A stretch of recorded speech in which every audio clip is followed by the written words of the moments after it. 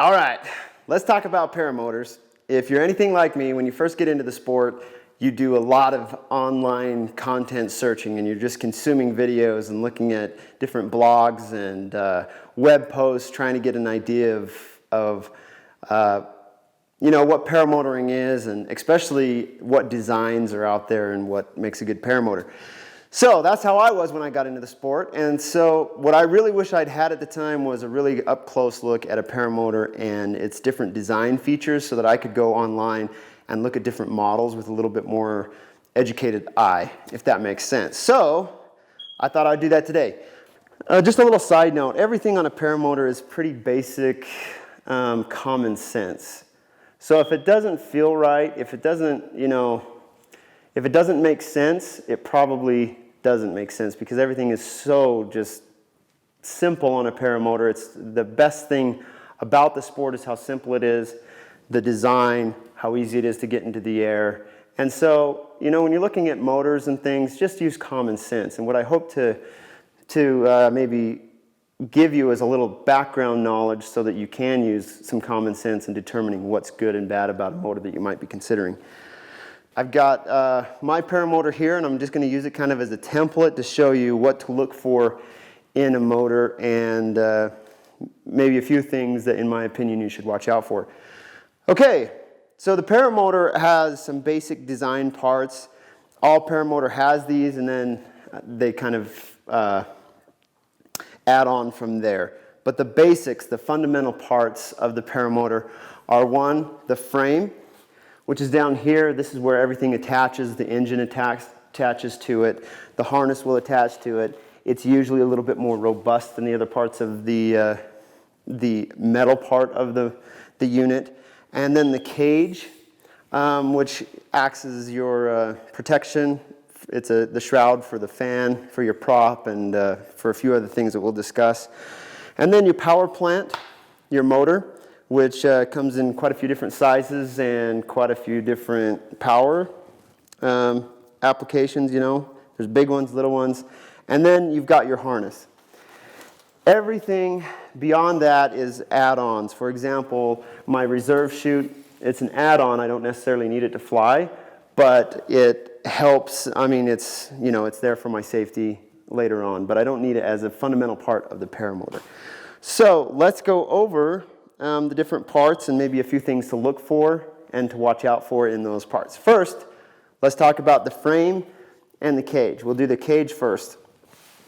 The cage, honestly, it has two fundamental purposes.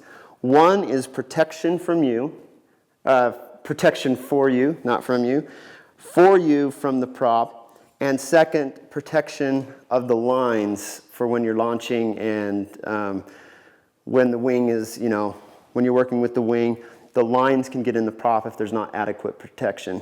So let's talk about the netting. This is the main thing that protects you from the prop. And there's a lot of different netting designs out there.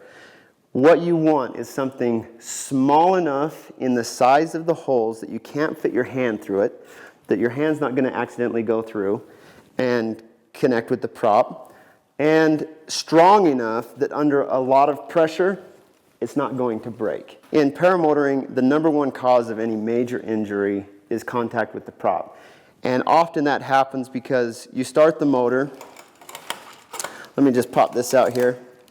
You start the motor, and when you do that, for example, I'd pull, you know, I'd just do just like any other motor, you'd give it a start. And then you're holding it here while it warms up. Sometimes that throttle can stick.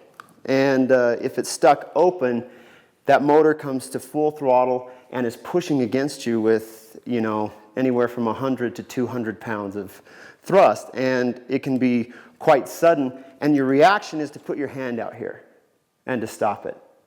And if there is a hole big enough for your hand to go through, it's going to go through into the prop.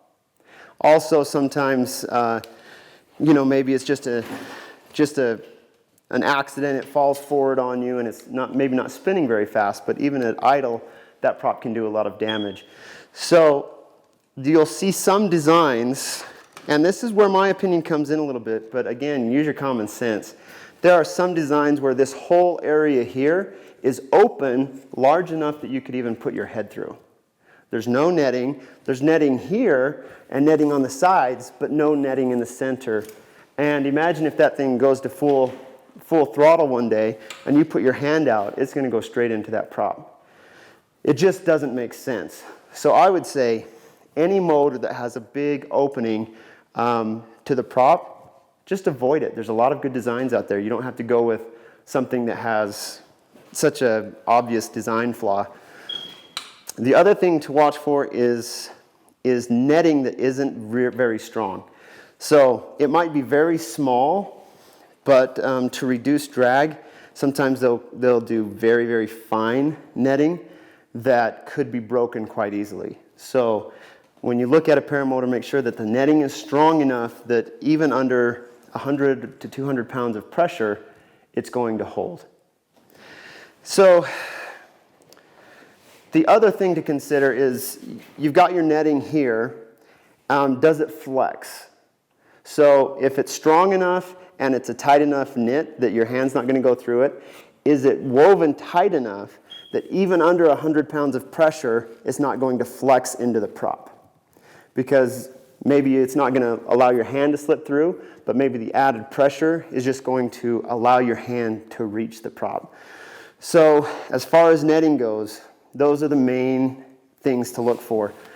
I have seen netting, and if you look online, you can see netting where it's literally kind of a fish line that goes back and forth, has no cross braces to improve like how small the holes are. It's just up and down, and literally you could fit your head through this whole area, or your arm or any limb could go through here and make contact with the prop. It's just a stupid design flaw. Avoid it. It makes no sense. The prop is dangerous. People do get chopped up by them. So don't let that be something that happens to you. Find a unit that has plenty of netting and is not going to give you any place that you could accidentally go through.